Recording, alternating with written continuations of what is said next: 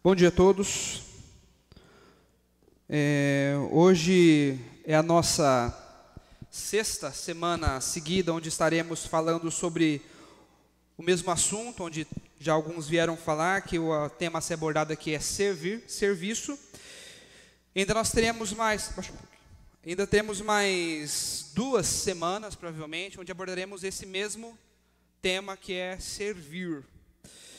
E você pode até pensar assim que a gente está falando um pouco demais sobre isso, né? Estamos falando já há 6 semanas, vamos fazer 8 mensagens sobre o mesmo tema.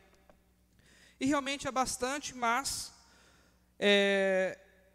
esse assunto se faz muito importante quando pensamos na ideia que nós fomos chamados para servir. Então, esses assuntos acabam fazendo mais sentido, e o tema que eu quero trazer hoje para nós, que foi designado para mim, é justamente isso. Todo cristão foi chamado para servir. E eu acho um tema muito interessante em estarmos abordando, porque muitas vezes nossa caminhada cristã nós perdemos o foco. Nós nos vemos sem importância, nós achamos que não fazemos falta na obra de Deus. E às vezes esses assuntos podem nos dar uma luz para estarmos trilhando novamente o caminho que Deus espera de nós. Então, o primeiro ponto que eu queria trazer para a gente está lá em Mateus, capítulo 28. Evangelho de Mateus, capítulo 28, versículo 18 a 20. Provavelmente você até, às vezes, sabe decorar dessa passagem, que lemos bastante.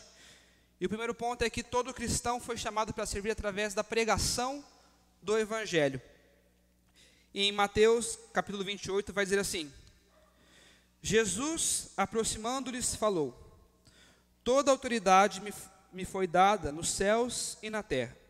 Portanto, ide, fazei discípulos de todas as nações, batizando-os em nome do Pai, do Filho e do Espírito Santo, ensinando-os a guardar todas as coisas que vos tenho mandado.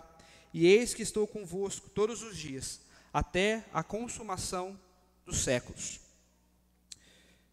Veja que interessante, Deus deu a Jesus toda a autoridade nos céus e na terra, ou seja, ele foi escolhido por Deus para ser o Senhor da era cristã.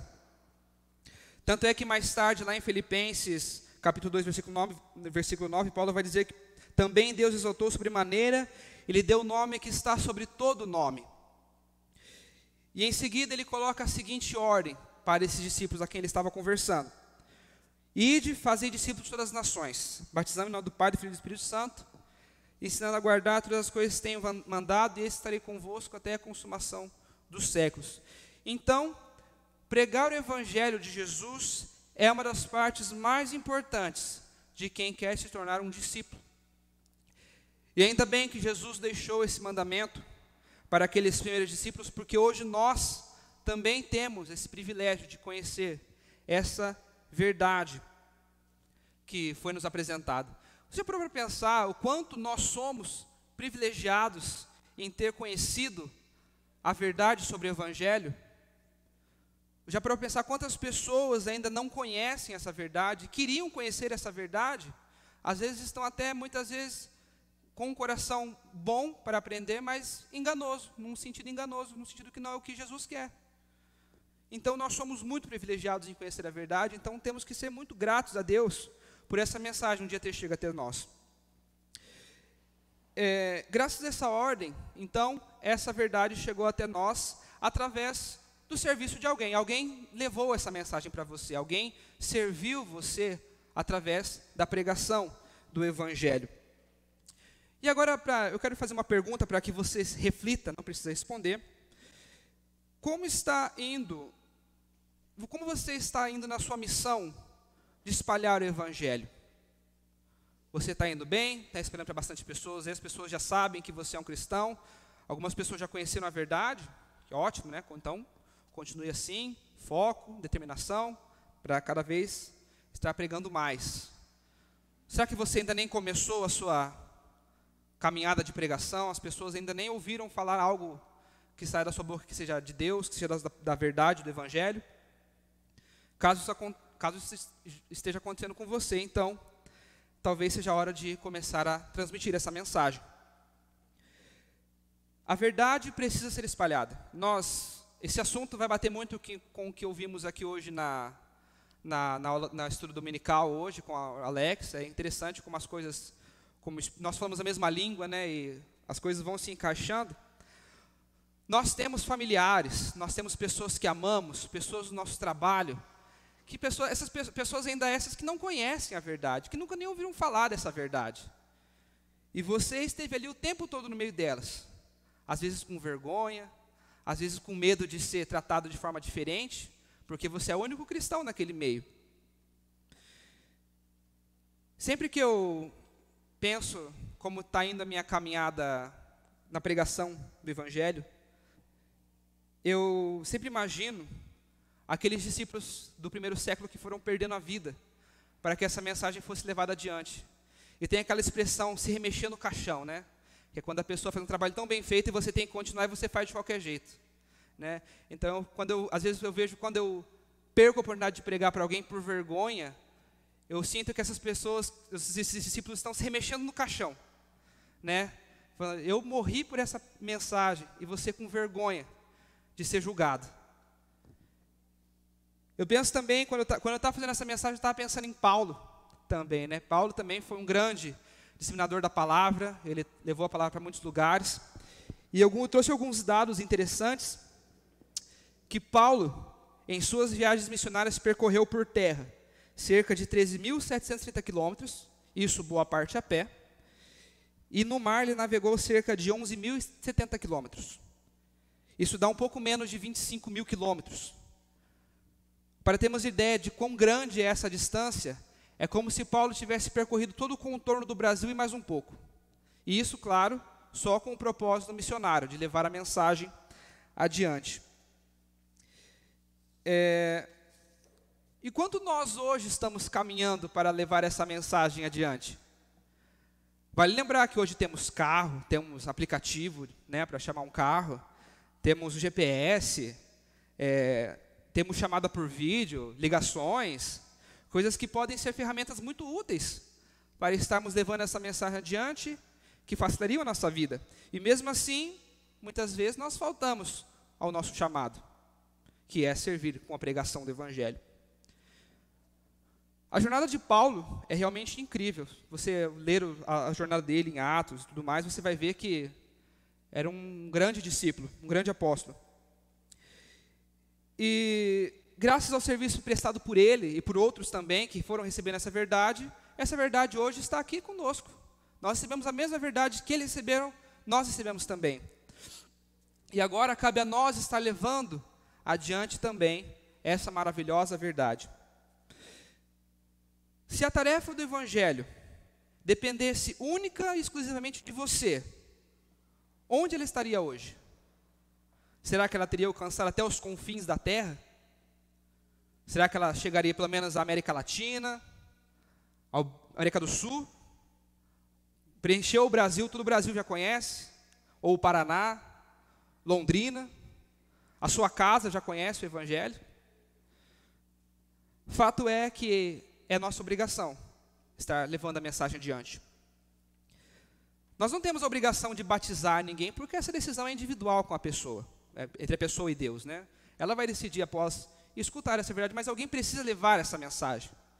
E nós fomos designados para isso. Então, que Deus possa estar nos abençoando, né, nesse dever de alcançar novas pessoas, nos dando a coragem necessária para que alcancemos aquele que nós amamos, aqueles que amamos, aos nossos próximos, e que esses possam vir também entregar a vida a Deus um dia. E por favor, abram agora em 1 Pedro, capítulo 4, versículo 10, que nós vamos para o segundo ponto, que nós somos chamados para servir também, através dos nossos dons. Em 1 Pedro 4, capítulo 4, versículo 10, vai dizer assim: cada um exerce o dom que recebeu para servir os outros, administrando fielmente a graça de Deus em suas múltiplas formas. Todos nós temos dons. Mesmo que você ainda não tenha encontrado, saiba que você tem. Uns têm dons para pregar, outros têm dons para cantar, outros têm dons para servir, outros têm dons para orar. E é essencial usá-los para servir aos nossos irmãos. E o mais interessante é que Deus nos capacita a estarmos nos capacitando além das áreas que nós já somos dominantes. Ou seja, Deus te dá a capacidade para que você exerça dons que não são da sua alçada. Você pode, com a sabedoria que Deus te dá, alcançar dons que você acha que você não tem. E é interessante pensar que, às vezes, você é um excelente pregador, mas não deve se contentar só em ser um excelente pregador. Você pode também estar treinando para um cântico, treinando orar a sua oração, talvez não seja um dom tão interessante ainda. Então você pode estar exercitando esses dons para que você possa servir ainda mais. Afinal, nós somos chamados para servir. E por que é bom estarmos sempre aprimorando os nossos dons e até mesmo aqueles que nós não temos tantas facilidades? Por que é interessante estarmos pensando nisso? Para estarmos sempre preparados. Isso é muito importante. Vamos imaginar a seguinte situação. Você, vai ser mais para os homens, né?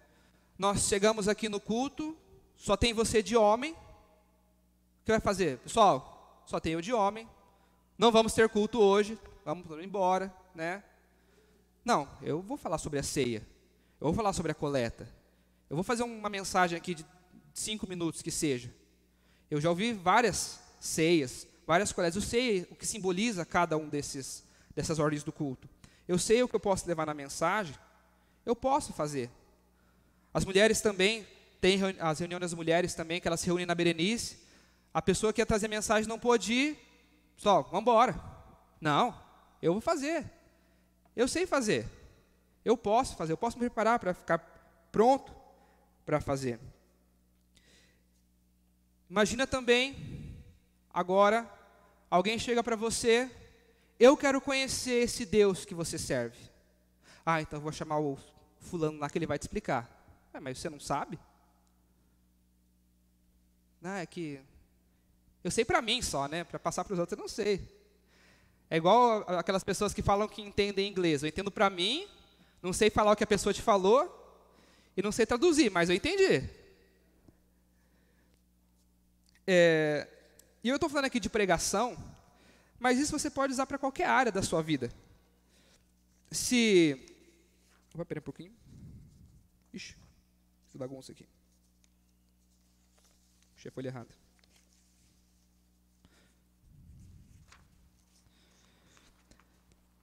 Você pode usar isso para qualquer área da sua vida. Se não tem ninguém para fazer algum determinado serviço, eu faço. Ah, hoje não veio a pessoa que colocava os copos, a ceia e o suco nos copinhos. Eu faço. Não veio a pessoa que faz os cânticos. Eu vou fazer.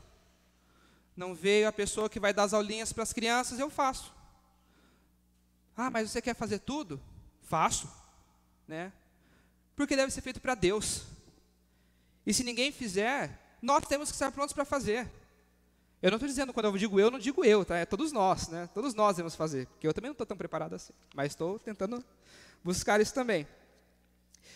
Então, as pessoas que servem, já sabem que se elas abandonarem o posto dela, Deus levanta outras para preencher, né? E que bom que Deus faz isso, porque daqui a pouco a igreja não tem mais ninguém para fazer nada. Mas Deus quer que todos nós estejamos trabalhando juntos nessa obra. E eu gostei do que o Osimar disse semana passada, que ninguém foi chamado para ser plateia, ninguém foi chamado para esquentar banco, e realmente não foi. Nós temos trabalhos, e o trabalho deve ser feito por mim e por você, por todos nós. Então, esteja pronto, sempre pronto. Você pode ser a única Bíblia que alguém vai ler na vida. Lá em 2 Timóteo 4:2, vocês lembram que está escrito lá? Seja pronto, né? Pregue a palavra, insta, seja oportuno, seja não, corrige, repreende, exorta. Então, use os seus dons para servir a Deus. Aprimore os dons que você ainda não tem para continuar esse serviço, para continuar servindo a Deus com maior excelência. Vocês lembram sempre quando Deus chamava os discípulos no Antigo Testamento, chamava pelo nome eles, eis-me aqui. Isso significa disponibilidade. Deus te chama, eis-me aqui. Não tem quem faça, eis-me aqui. Eu faço. Então, não importa o que seja, esteja pronto para servir quando Deus te chamar. Eis-me aqui, Senhor, eu faço. Se o Senhor me dê sabedoria para fazer, porque eu ainda não sei. Mas que o Senhor possa estar me abençoando, eu vou me preparar, e eu vou levar adiante esse evangelho, eu vou fazer uma pregação, eu vou fazer um cântico, e eu vou fazer uma aulinha, e eu vou limpar o prédio. Que o Senhor possa me abençoar. E lá em Salmo 100, abram lá em Salmo 100, eu acho interessante como as coisas vão, como Deus, realmente nós falamos a mesma língua, né? Eu havia pedido para o Diegão colocar um cântico específico para mim ali, que o Diegão que fez o cântico não pôde vir que está com Covid, né? A irmã dele está com Covid, ele não. E coincidentemente ele colocou 2 que vai encaixar muito bem com o que eu vou falar. E nós cantamos hoje, Salmos capítulo 100, celebrai com júbilo ao Senhor todas as terras, servi ao Senhor com alegria, apresentai-vos diante dele com um cântico, sabei que o Senhor é Deus, foi Ele quem nos fez, e dele somos o seu povo e rebanho do seu pastoreio, entrai por suas portas com ações de graça, e nos seus átrios com hinos de louvor, rendei-lhe graças, e bendizei-lhe o nome, porque o Senhor é bom, e a sua misericórdia dura para sempre, e de geração em geração a sua fidelidade. É engraçado que, para as pessoas que eram naquele momento onde leram esta passagem, ser servo, não tinha um significado bom, né? Você era quem era servo de algum senhor era considerado um escravo. E quando nós somos chamados para servir a Deus, nós entendemos que não servimos a Deus somente porque Ele quer que nós servimos a Ele, mas servimos a Deus porque Ele é bom. Deus é bom, o Senhor é bom, e Ele tem nos amado de maneira que nós, às vezes, nem damos o devido valor. E isso faz com que nós tenhamos alegria em servir. Sempre que eu penso, Deus é bom, eu também penso, por que Deus é bom? Sempre nós falamos, Deus é bom. Mas por que Deus é bom? Deus é bom porque Ele está constantemente nos servindo. Deus nos dá nosso alimento, nos dá nossas condições financeiras, nos dá saúde. Deus tem cuidado do nosso sustento. E o mais importante de tudo isso, lá em João 3,16, você já conhece essa passagem, porque Deus amou o mundo de tal maneira que deu seu Filho para que todos que nele crê não pereça, mas tenha a vida eterna. Mas você pode ler da seguinte forma: Deus amou o mundo de tal maneira que o serviu, dando o seu Filho unigênito para que todos que nele crê não pereça, mas tenha a vida eterna. Você já parou para pensar quantas bênçãos Deus tem nos dado? E era esse cântico que eu queria que nós falássemos agora, que é: conte as bênçãos, conte-as quantas são, né? Recebidas da divina mão, uma a uma, dize-as de uma vez, hás de ver surpreso quanto Deus já fez. Se começarmos a contarmos as bênçãos, ficaremos surpresos o quanto Deus tem feito por nós, o quanto Deus tem nos amado, o quanto Deus tem cuidado de nós. Deus é bom o tempo todo Deus é bom. Deus foi bom antes da criação do mundo, Deus continua sendo bom hoje e vai ser bom amanhã. E nós servimos a Deus hoje, não como escravos, mas como filhos que amam a um Pai que tanto tem nos amado também. E por isso que quando servimos com alegria, porque nós estamos, de forma milimétrica, desenvolvendo esse amor para Deus. Claro que o amor de Deus não se compara com o que Ele tem feito por nós, mas nós estamos, nossa, como é bom servir a essa pessoa que tanto tem feito por mim. Nós sabemos como é servir a quem nós amamos. Eu, por exemplo, em casa, não gosto de lavar a louça, mas às vezes eu lavo, né, Letícia? Para servir a quem tem cuidado de mim também. Então, nós sabemos que o servir é um ato que envolve amor. E é por isso que nós servimos, e é por isso que nós fomos chamados para servir. Então, todo cristão foi chamado para servir. Todos nós, quando aceitamos Jesus em nossas vidas, criamos um compromisso com Deus, de aceitar essa vida que Ele propôs a nós. Jesus tem toda a autoridade no céu e na terra, e nos deixou a missão de estarmos levando o Evangelho adiante. E para isso, Ele deixa um Espírito, para que nós estejamos nos capacitando com dons, para que Deus seja louvado ainda mais. Dons esses que devem ser usados única e exclusivamente com o propósito de glorificar o nome de Deus. E quando nós formos chamados para servir,